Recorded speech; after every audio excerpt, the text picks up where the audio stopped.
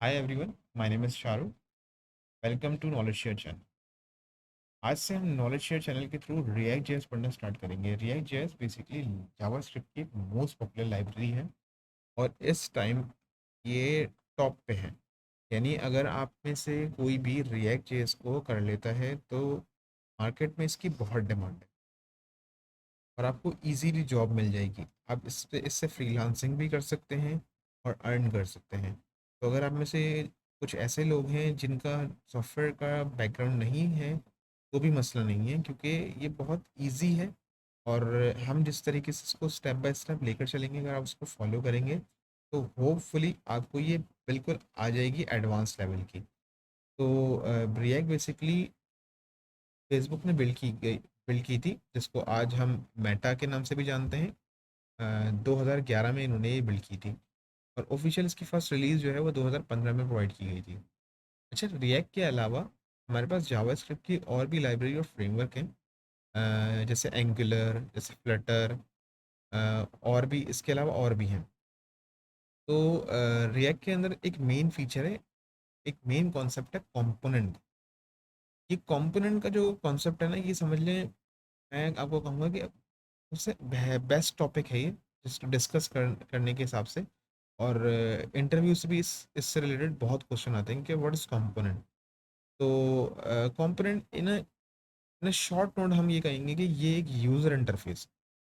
ठीक है, हम जब कोडिंग कर रहे होंगे तो इसको इन डेप्थ डिस्कस करेंगे कि बेसिकली कंपोनेंट को यूज़ करते हुए हम रिएक्ट के अंदर जो रीयूजेबिलिटी, यानी जावास्क्रिप्ट के अंदर कोई रिपीटेटिव वर्क हो रहा है तो उसको हम किस तरीके से हैंडल कर सकते हैं। रिएक्ट जो है वो स्पीड के हिसाब से भी बहुत फास्ट है।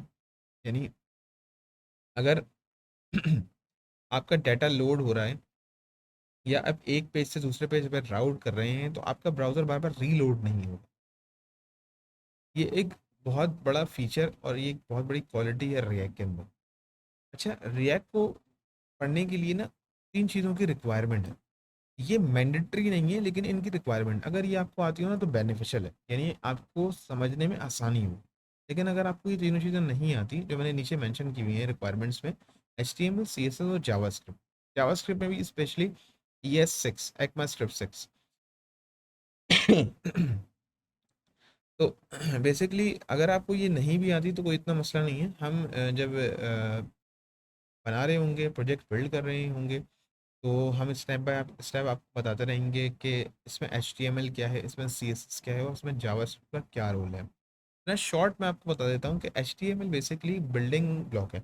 यानी अगर आप एक बिल्डिंग को व्यू करें तो सबसे पहले हमारे पास बिल्डिंग के अंदर जो है वो स्ट्रक्चर खड़ा किया जाता है। वो स्ट्रक्चर HTML है। ठीक है, मैं आपको रियल लाइफ की एग्जांपल दे रहा हूँ।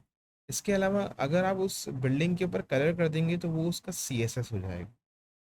और उस बिल्डिंग के अंदर अगर आपको लाइट लगानी है, उस बिल्डिंग के अंदर आपको गैस लगानी है, आपको चीज़ें प्रोवाइड कर रही हैं, तो ये बेसिकली उसकी फंक्शनैलिटी है जो कि जावा स्क्रिप्ट डिफाइन करेगा।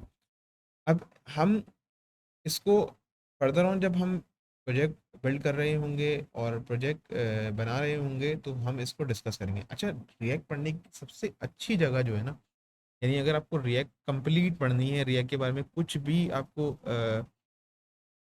चाहिए, नॉलेज चाहिए रिएक्ट के बारे में एडवांस लेवल की, या आपको कोई टॉपिक है जो आप इससे सुन लेते हैं और आपको ढूंढना है कि भाई वो कहाँ है, तो आपको रिएक्ट की ऑफिशियल डॉक्यूमेंटेशन के अंदर मिल जाएगा, जो कि बेसिकली ये है www.reactjs.org। मैं डिस्क्रिप्शन में भी इसका लिंक दे दूंगा, तो आप में से जो इसको व्यू करना चाहे, जो इसको देखना चाहे, वो इसको देख सकता है। ये एक बहुत अच्छी डॉक्यूमेंटेशन है जो कि ऑफिशियली रिएक्ट की तरफ से प्रोवाइड की गई है।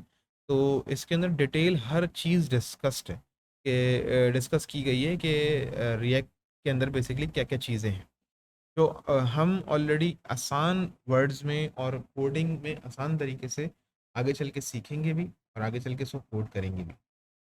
मैं आपको एक बात बताऊं, अगर आप में से किसी को भी कोडिंग करनी है, कोई लाइब्रेरी पढ़नी है, कोई फ्रेमवर्क पढ़ना है, या कोई नई चीज़ पढ़नी है, तो आसान तरीका ये होता है कि आप उस पर काम करें, आप उस पर वर्क करें। यानी अगर मैं कहूँ कि अगर मुझे रिएक्ट सीखनी है तो मुझे क्या करना चाहिए।